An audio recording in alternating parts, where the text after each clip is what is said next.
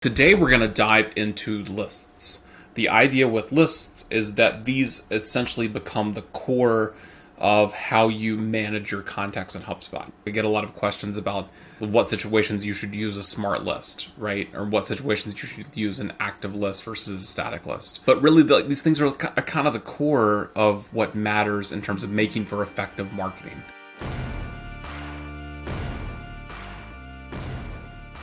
Hey everyone, thanks for joining me for another HubSpot tutorial. First and foremost, thank you so much for the continued support as I kind of experiment and put these out. It's my goal, hopefully, that this is useful information to somebody, especially if you work on a tactical level, but that's also informing in terms of relevance for somebody who might be at the director level or C-suite, to get more context about what's happening in HubSpot, so when you can make better decisions about your data and your marketing, your demand gen ops, and things like that. If you haven't already, please like, subscribe, please visit the website. We got a couple of new guides this month that are great examples of how to leverage marketing automation for your organization, and definitely a good jumping off point for learning more about how to leverage the existing software you already have, or telling you more about how people, if you don't happen to have HubSpot, how you can dig into those details a little bit better. So when it comes to lists, the way that I approach that is I like to think about these in terms of groups of people that I want to basically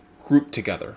And I think the grouping mechanism is how most people tend to view that, rather than getting lost in the minutia of who belongs on what lists. I'm going to tell you right now, every HubSpot account I've ever looked at has ended up with hundreds, if not thousands, of lists over time. And that's because they are designed to be flexible. So there will be lists that become core portions of your marketing program that you will stick with and you will continually reuse. And there are lists that you will literally use one time, one afternoon, to be able to either assist with an email send or an ad campaign, or to be able to target through text, whatever method. It really doesn't matter. But the point is that unlike forms, which is sort of a separate topic because it's something structural to owned media, lists are fine. Nobody outside of your organization is going to know or really, frankly, give a shit about how many lists you have in your organization. So when you are thinking about how to slice and dice data with your base set in HubSpot, like using lists is, I think, an excellent way to do that. So let's jump into probably the most common question as it relates to lists, which is whether we should be using active or whether we should be using static lists, which are the two main divisions. So, I'm in my demo account. Again, I'm an official HubSpot partner. So if you happen to need HubSpot, please contact me. So let's go to contacts. So you're going to click that first contact tab. In the top left-hand corner, you're going to click lists. And this is the main mechanism that you're going to do. So in this particular case, I've imported a series of dummy data for this exact video. So almost every time that you do an import, it's a good idea to make a list from that group, and it'll give you an option when you're doing the import. All of these are static lists to begin with. And so when we go to the top and choose create a list, we're basically going to get this first option where it's saying what is the object that we're after. This is really dependent upon what that sales cycle looks like for your group, right? In some situations, you will be targeting by, if you work in Salesforce, effectively accounts, right? In this case, company-based, which might, a company is essentially a group of people who are doing something for business, right? Like, that's not that difficult to take away. And so I find I tend not to target based on company base very often. Usually it's the individual contact data that I'm after. But again, that's really specific to the type of organization and what you're after in terms of either an email send or how you intend to actually use the list data for that stuff. For the purposes of this discussion, we're going to keep this dead simple. Like, we're going to focus on context based. And what this means between contact based and company-based is essentially what data that you want to use to be able to build this list, right? After we make that decision of usually being able to say whether this is a contact-based data or company-based data, you get the option as well of choosing an active list or choosing a static list. Active lists, I think, are the heart and core of any good email marketing or demand gen program in HubSpot, mainly because active lists use data, whether it comes from a form submission, whether it comes from chat flow that you have built into HubSpot, whether it comes from like an integration that you have with another system.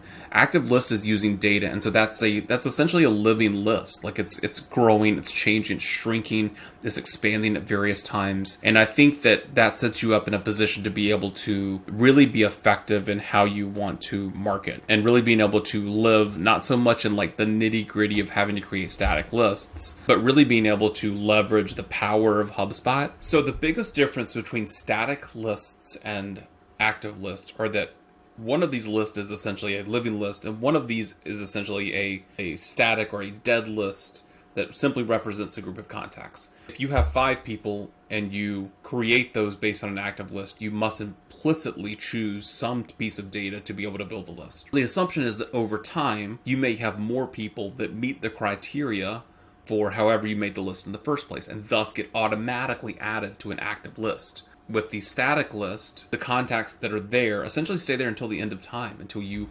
physically either remove them. There are reasons in which static lists are easier and faster to do in some cases. I may individually know that I need to exclude 3 people from an email. I could quickly add those 3 contacts to a static list, add those to an exclusion, and then be able to refrain from sending those folks email. And that, I would argue that task is a lot faster than going to set up a separate field for that, populating that field, then making the active list from there. When I use static lists personally, they tend to be single use. There's not very many situations in which, I find myself going back to a static list after 2 weeks, after a month, right? There are very, very few situations that exist. Again, this is really specific about how your organization works. The active list should be the core. I would say this needs to represent 75-80% of the list in your account. As you get more specific with these lists, what tends to happen is that your email sends get better, your open rates and your CTRs, because you're targeting better and creating messages for specific subsets and groups. Your ads make it better. So like you are into the ad tool in AdWords and you have specific active lists that you have and that you are using those for remarketing purposes later on, that's also an excellent idea. But active lists really need to be the core of where you are, because those represent actual physical data that are attached to the contact record or the company record or the deal record. Right? I want to kind of show you an example here. So I want to start with the most simplest kind, which is a static list. So we want to take a look and be able to say people who like peach cobbler. Going to hit next, and then we're just going to hit save on this. And so the static list, it doesn't have any filters, and that's what a static list is. So no contacts match the current filter. That's a 100% behavior we would expect. And so I'm actually going to open up a new tab, and then we're going to go back to our dummy data here, and then we're going to go to Sally Smith at readymade.com. It's a fake contact. And then we're going to scroll down on the right hand side, and then we're going to look at list memberships, and we're going to click manage, and then we're going to add her to a list, and it's people who like peach cobbler, right? There's Sally. So this list, Sally will stay on this list until the end of time.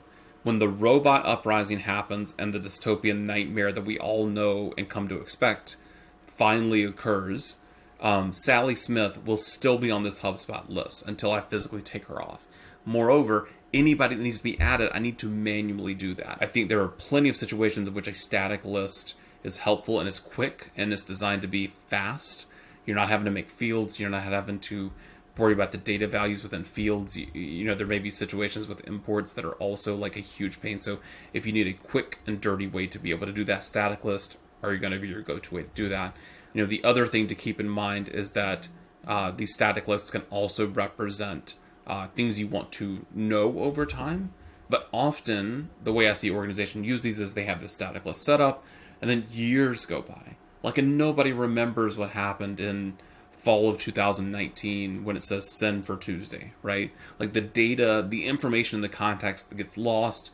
If somebody in that role ultimately moves to a different role, it probably also likely gets lost as well, because who has time for documentation? So we want to really leverage the opposite of this. So if you've got a situation where you have static list that stay there for the end of time. On the opposite end, we want to be able to introduce active lists, which are basing that off data related to Sally Smith. And so, and I'll give you an example here. So we've got Sally, she's on this list. If I wanted to make and we'll just name this static, and we're going to go back, and then we're going to create a list. People, cobbler, active. And we're going to choose active list this time. Now, in this particular case, what we're looking for is a filter that will meet the conditions to be able to populate Sally Smith, right? Now, many times when you do this, you're going to run into the situation here where the data does not physically exist yet.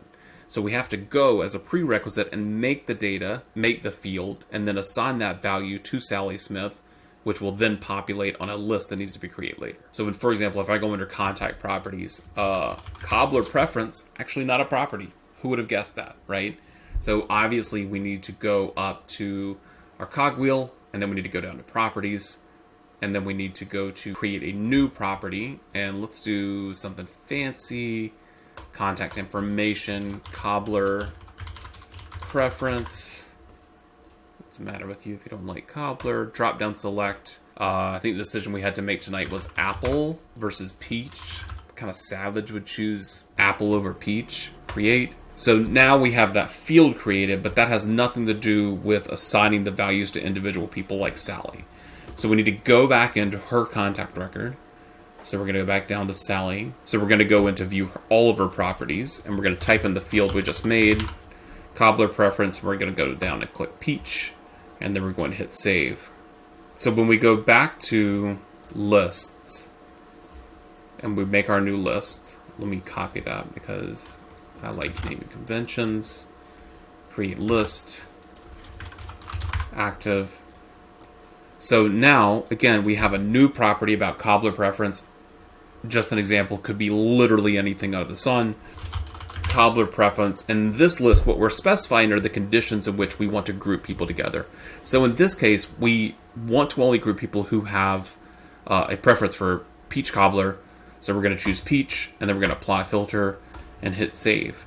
So Sally Smith comes up here. Literally, the exact same as the list here. Like, there's no functional difference between how she arrived and ended up on the static list versus the active list. The difference is that the active list, depending on data values over time, may actually change.